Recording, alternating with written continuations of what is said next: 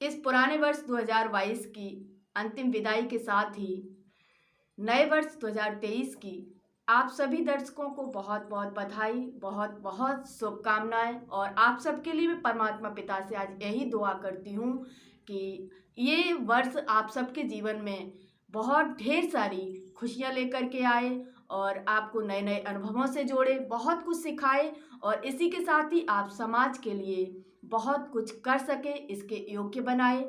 तो आइए आज हम इसको, जो हमारा ये नया वर्ष है, इसको नए अंदाज के साथ कैसे सेलिब्रेट करें, इसके लिए हमारे साथ ब्रह्मा कुमारी से दीप्ति दीदी हैं। तो हम दीदी से जानते हैं कि स्पिरिचुअलिटी के साथ हम इस वर्ष का कैसे वेलकम करें और आगे पूरा ईयर हम स्पिरिचुअलिटी के साथ इस वर्ष में क्या क्या नया कर सकते हैं, किस अंदाज के साथ सेलिब्रेट कर सकते हैं। तो आइए हम जानते हैं। ओम शांति दीदी। ओम शांति।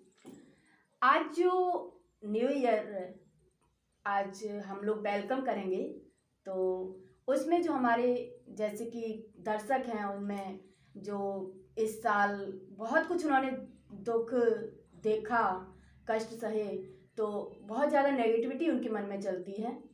तो उस नेगेटिविटी को कैसे ख़त्म करते हुए इस ईयर का वेलकम करते हुए आगे उमंग उल्लास के साथ सेलिब्रेट करें, उसके लिए आप हमारे दर्शकों को बताएं। सबसे पहले तो मैं आप सभी दर्शकों को, सभी भाई बहनों को इस नए वर्ष की बहुत बहुत हार्दिक शुभकामनाएं और बधाई देती हूं। आपके उज्जवल भविष्य के लिए मैं बहुत बहुत परमात्मा पिता से दुआ करती हूं।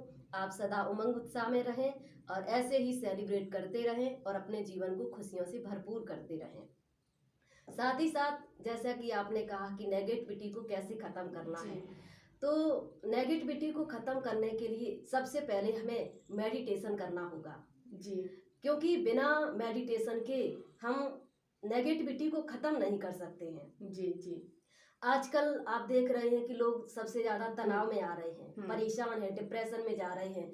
तो जब भी डॉक्टर्स के पास जाते हैं ट्रीटमेंट लेने के लिए, तो डॉक्टर्स भी यही सलाह देते हैं कि आप मेडिटेशन करिए। बिल्कुल, क्योंकि मेडिटेशन एक ऐसी पावर है, एक ऐसी शक्ति है जो हमें आंतरिक रूप से मजबूत करती है।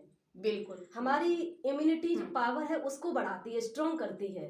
तो इसीलिए मेडिटेशन करना हमारे लिए बहुत जरूरी हो गया है आज के समय में। बिल्कुल। और मेडिटेशन करने के लिए हमें परमात्मा का ध्यान करने के लिए उससे परमात्मा से जुड़ना होगा जी। पुरानी बातों को खत्म करने के लिए, नई बातों को जीवन में धारण करने के लिए ये बीच में जो कड़ी है मेडिटेशन, ये एक चार्जर का काम करती है। जी, जैसे हम मोबाइल को चार्ज करते हैं तो लाइट से चार्ज करने के लिए हम चार्जर को यूज करते हैं, ऐसे ही हमें अपने जीवन में शक्ति को भरने के लिए, उमंग उत्साह को भरने के लिए, निरंतर हमारा दिन खुशियों से भरपूर रहे, इसके लिए हमें सुबह सुबह उठ करके कम से कम 5 मिनट परमात्मा का ध्यान अर्थात मेडिटेशन करना बहुत क्योंकि जरूरी है। पावर है जो शक्ति है, उसकी आज मुझे लगता है हर किसी को जरूरत है। बिल्कुल। तो उस नीड्स को, जरूरत को पूरा करने के लिए हमें मेडिटेशन करना होगा। बहुत जरूरी है। और आजकल हमें क्या चाहिए, सबसे ज्यादा आजकल युवाओं को, हर किसी को, कहीं भी जाते हैं, चाहे वो मंदिर में जाते हैं, मस्जिद में जाते हैं, हर जगह जाते हैं, एक ही चीज भगवान से मांगते, भगवान मुझे शक्ति दे दो। अब शक्ति कोई ऊपर से नहीं टपकती है, शक्ति परिस्थितियों के बीच उपजती है। बिल्कुल, परिस्थितियों के बीच ही शक्ति उपजती है, ये बिल्कुल सही। तो जब तक हमारे जीवन में संघर्ष नहीं आता है तब तक हम कुछ सीखते नहीं हैं। और यदि हमारे जीवन में पिछली साल में जो भी संघर्ष आए, जीवन में परिस्थितियां आई, वो कुछ न कुछ हमें सिखा कर गई हैं। बिल्कुल। तो उनसे हम शिक्षा लें और शिक्षा लेकर के आगे बढ़े।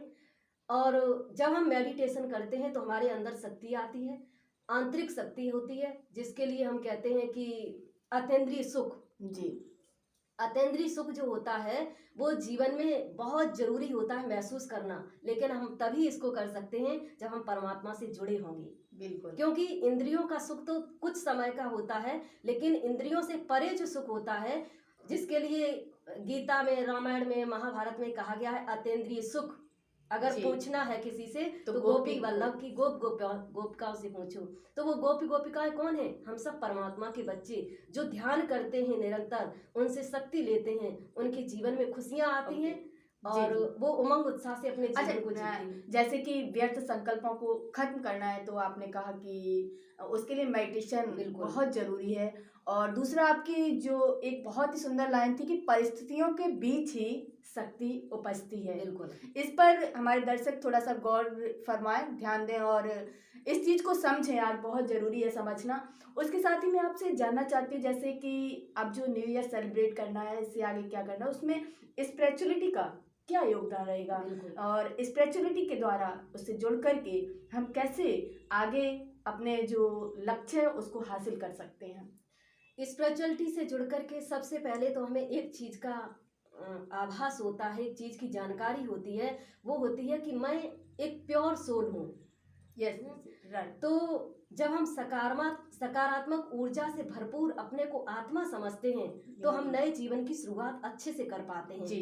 जब तक हम ये सोचते हैं कि मैं तो एक शरीर हूँ, मैं एक छोटा इंसान हूँ और मैं छोटे से घर में रहता हूँ और हमारे पास सारी मतलब सुविधाएं हम नहीं अपनी है, कंपेयर किसी अदर पर्सन के साथ करना कर शुरू कर लेते हैं। देते हैं। बिल्कुल। और मोस्टली देखा जा रहा है इसीलिए नेगेटिविटी बहुत ज़्यादा फैल रही है, जिसकी बिल्कुल। वजह से आज डिप्रेशन ज़्यादा बढ़ रहा है। बिल्कुल। तो सबसे पहले तो हमें अपने जीवन में एक ही चीज धारण करनी है, वो है कि मैं एक सकारात्मक ऊर्जा से युक्त आत्मा हूँ। जब ये वाइब्रेशन हम अपने अंदर देते हैं तो हमारे अंदर एक क्या कहेंगे कि एक पावर अंदर से जागृत हो जाती क्योंकि है। कहते हैं ना संकल्पों की शक्ति, शक्ति। और जब वो शक्ति उभरती है तो हमें पॉजिटिविटी से पूरी तरह से फुलफिल कर देती है। बिल्कुल बिल्कुल। तो इसी तरह से अपने आप को एक पॉजिटिव संकल्प देना है जी। और सुबह उठ करके 5 मिनट के लिए कम से कम मेडिटेशन करें जी। तो इससे हमारे अंदर ऊर्जा आएगी। जैसे कहते नहीं है कि कई लोग कहते हैं कि संघर्ष आया जीवन में इतना कि हम टूट चुके हैं। जी जी जी। लेकिन आपने देखा होगा कि ईश्वर की करिश्मा देखिए कि ईश्वर हर टूटी हुई चीज को कितने अच्छे से इस्तेमाल करते हैं। बिल्कुल। जैसे जमीन टूटती है तो खेती बनती है, उपजाऊ भूमि बनती है। जी जी। और जब हम इसी तरह से परिस्थितियों से टूटते हैं, जितना ज्यादा जो इंसान परिस्थितियों से गुजरता है वो उतना ज्यादा अनुभवी बनकर के बाहर निखरता है। वाह, बिल्कुल। इसीलिए संघर्ष में आप टूटे नहीं, बल्कि संघर्ष आपको महान बनाने के लिए, आप जो है जैसे हैं वो आपको बनाने के लिए आता है। और जब आप संघर्षों में आगे बढ़ते हैं, कुछ अच्छा कर पाते हैं, तभी लोग आपकी वाह वाह करते हैं। क्योंकि मूर्ति तभी तैयार होती है जब उस पर रात दिन निरंतर छेनी और हथौड़ी चलती है। और जितना ज्यादा छेनी हथौड़ी चलती है मूर्ति उतनी ही सुंदर बनकर तैयार होती है। तो मैं आप सभी से यही कहूंगी कि जीवन में जब भी आपके जीवन में संघर्ष के लम्हे आए तो आप टूटे नहीं, बल्कि छेनी हथौड़ी से, ये संघर्ष क्या है, छेनी हथौड़ी का काम करते हैं। बिल्कुल। तो आप सोच लेना कि ईश्वर मुझे कुछ अच्छी मूर्ति बनाने के लिए ये क्योंकि सब कहते हैं ना कि जब ईश्वर कुछ देने के लिए हाथ बढ़ाता है अपना तो उससे पहले परीक्षा भी लेता है। बिल्कुल। जैसे कि एग्जामिनेशन में अगर बच्चे को परीक्षा में न बिठाया जाए, एग्जाम ना लिया जाए, तो वो क्लास को ट्रांसफर नहीं कर सकता है, आगे नहीं बढ़ सकता है। तो इसके लिए परमात्मा भी जब बहुत कुछ देने की कोशिश करता है, सोचता है, तो उससे पहले देखता है कि ये बच्चा हमारा उसके लेने के लायक है भी या नहीं है। इसीलिए एक लाइन आती है, कहते हैं कि ईश्वर जो है देने से पहले आजमाता है। बिल्कुल बिल्कुल। जब तक वो आजमाएगा नहीं तब तक क्या पता बिल्कुल नहीं पता पात्र है कि नहीं है। इसीलिए ये जो हमारे पिछले साल में जो कुछ भी हुआ उनसे हम शिक्षा लें, उन बातों को भूलें, नई बातों को जीवन में धारण करें, उमंग उत्साह के साथ इस नए वर्ष को सेलिब्रेट करें, अपने परिवार के साथ, अपने मित्र संबंधियों के साथ। इन्हीं कामनाओं के साथ बहुत बहुत आप सभी का धन्यवाद। और याद रखें कि ईश्वर पात्र, सुपात्र और कुपात्र देख करके ही देता है। इसलिए हमें इस वर्ष टूटना नहीं है, बल्कि एक हिम्मत के साथ आगे बढ़ना है। और आपका हमारे दर्शकों के साथ जुड़ने के लिए बहुत बहुत धन्यवाद, आभार।